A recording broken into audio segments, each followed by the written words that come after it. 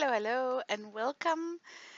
Today I am doing the prompt feeling cheeky. So I'm doing a face portrait where there is this slanted face that really disposed one of the cheeks, like really a lot. That was as far as I could think creatively about this prompt. so, but I did prep a background and I did it with my soft pastels. I just bought. Yeah, okay, in this portrait here, I'm working with my two newest art supplies, and those are the Ohuhu soft pastel sticks and the soft tip acrylic markers. I just wanted to play with those two things. First, because it's the newest thing added to my craft room, and also because I wanted to get to know the acrylic paint tip markers, play with them, see how do they work together with colored pencil, how do they work on top of gesso and other acrylic and another acrylic surface. So it was actually just a question of that, and since they are acrylic markers, I also needed to use the mermaid markers because I noticed that the mermaid markers are acting quite fun when they work together with acrylic products. So you are in for something that looks quite as a mess. But speaking about mermaid markers, that's like an ink-based product. I wanted to use my Peerless watercolors on this acrylic surface because I wanted to see if they behave a bit like the mermaid markers, but I think not. I think they are their own animal. So, but it was just kind of testing up. I just wanted to test. So what I did was that I went in with my soft pastels and then made a background as my previous upload where I use a spatula and then I scrape off crumbs from my soft pastel stick and then mush it in with a spatula, and it's like very enjoyable. And this time I made some sort of a coral neutral background so that I could come on top of it with other colors, because that seems to be what I've been doing on the previous page. Like I wanted to go on top and negative paint something out or enhance hair or something. So I thought, how about just leaving a neutral white coral, a little bit of gold background and see what it brings me. And I really like that it's like soft colors that are easy to be covering up other colors. And then, as I said, I wanted to play with the Peerless watercolors and my new soft pastels. So what I do here is that I'm actually experimenting. I'm thinking, okay, what happens if you do this technique and instead of using acrylic paint that's like colored, how about using clear gesso? Because then you can really see the mushed out paint dust, like pigments dust. So that's what I'm playing with here, and I actually like it. I mean, it's messy, yeah, sure. It's not for everyone. I can see it has a very long, ugly face, and from this point right here, it's just one big battle to collect a face, making it look good. You know what I mean? Like it's one big struggle to just somehow gather everything, all the madness together, and then end up with some sort of a face in the end. But I wanted to try using the pigment powder together with the clear gesso, because first of all, it fixed them to the page, and second of all, because the gesso is clear, you get like the true color of the stick. If you use white acrylic, it will brighten it up, so it's suddenly tinted to some sort of a pastel version of itself. So that's why I also wanted to use the clear gesso. So yeah, as you can see, a lot of experiments or questions were answered by doing this page spread here. And I wanted clear gesso to cover the whole face when I was done playing with the pastels, because I'm going to come on top of them with my new acrylic brush tip markers and just play with them. So I'm very generous with the clear gesso in the end of this application process. But what I'm trying to do is to get out some green tones and some trying some cool tones on one side of the face, going like lavender, bluish, a little bit of orange, and then I'm trying some more like warmer tones on the other side, but keeping some of the highlights lemon yellow. Like that's a cool yellow, right? So I have like this appearance of some warmth on the cheek, but all the rest is like pushed back with the cooler tones, because the cheek is supposed to be in focus in this painting here. You know, feeling cheeky.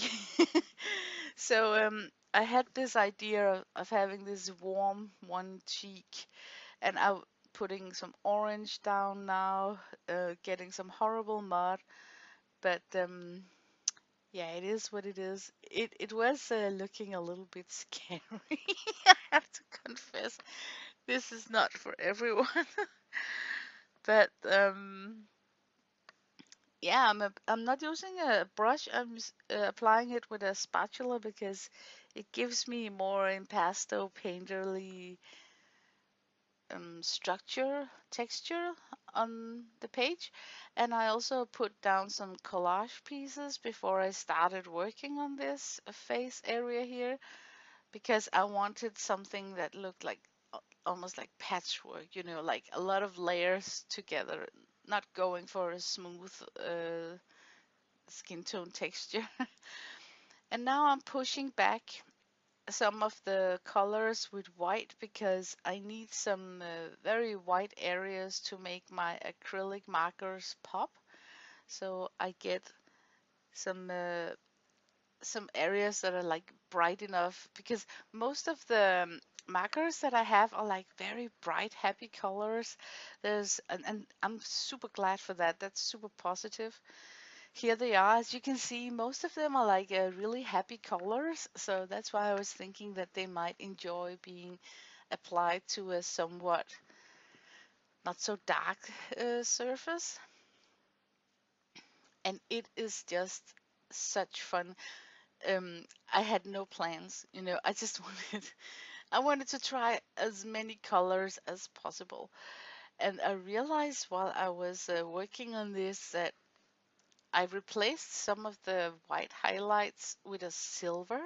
Oh, it looked so good. It looked so good.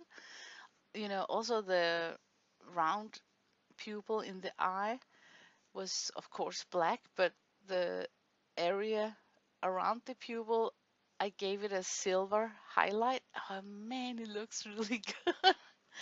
So it was really enjoyable. I'm not the best mark maker. I don't have a big toolbox of different marks. So I'm just thinking that's me, like, so instead of using time to look up and get inspirations to some mark making, I am simply just being very spontaneous, and then just don't care that I got repetitive marks. Um, I don't shuffle so much between okay, let's call all of this a face doodling. I don't shuffle a lot with a lot of different patterns. And I think it's because I'm having fun and I'm trying out these new markers. So working spontaneously with just grab one, play, grab the next one, play is what keeps me on fire. So here I'm not so much thinking about, is it pretty? I'm simply just having fun. And you can always gesso it all over if I dislike it. And I'm thinking that sentence a lot while I'm working on this face, that, hey, if I don't like it, I'm just gonna gesso it over, because I needed the play session with my markers to get to know them better. And yeah, there's not a lot else to say. Jane did a live stream where she was working on musical paper, and the prompt for Monday, music to your ear, was that prompt, and this is a prompt for Tuesday. So I'm just gonna post this today because I don't know. I just already have done the music to your ear. No, it was Face the Music. It's on Thursday. Okay, on Thursday, Face the Music prompt is a prompt that I already have done. So yeah. Okay, I still feel that I am caught up, and it feels so nice. Like soon half of February is already passed, so it feels so awesome that soon I am halfway through this challenge, and it brings me some motivation to that I might even complete this challenge. But yeah, can you see how much it helps to get in the eyes to this crazy face? It just really collects the whole colorful display into something that reminds you of a face. But oh boy, I loved the way it came out. And it was because I was not having high hopes when I started, and I acknowledged that it was a playing session just to get to know my markers. So I was not anticipating ending up with something useful. So I was really positively pleased when I got to a point where I could kind of feel that, you know what, I think I can pull this off to become a face, even with all that madness going on. And now when it's done and I look at these footage here, such delightful playtime. I mean, really, yeah, all the colors. I think it's just a wonderful tool. Those acrylic markers, they're better than the hard nib acrylic markers that I have in my stash already. They look like the Diane Reevely acrylic paint pens, with that plastic bullet nib. And I feel that sometimes they are failing me, like they are hard to reconstitute if I haven't used them for a while.